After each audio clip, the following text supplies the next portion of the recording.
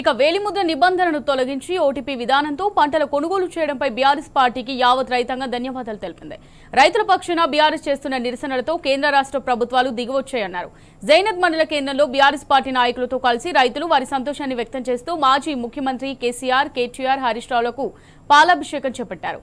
మాజీ మంత్రి జోగు రామన్న రైతుల పక్షాన నిలబడడంతోనే రైతుల డిమాండ్ను సాధించుకోగలిగామని రైతులు సంతోషం వ్యక్తం చేశారు. రైతు బాంధవుడు కేసీఆర్ గారి నాయకత్వం, రైతు బాంధవుడు జోగు రామన్న గారి నాయకత్వం.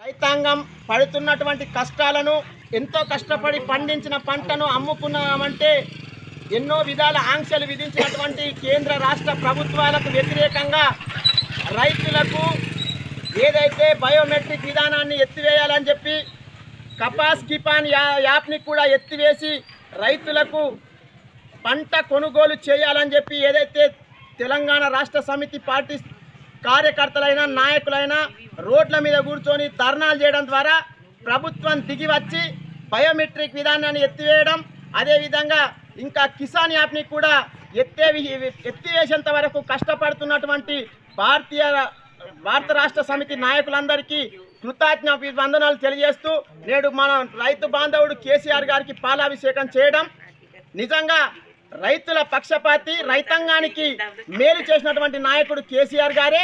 ఆ రోజు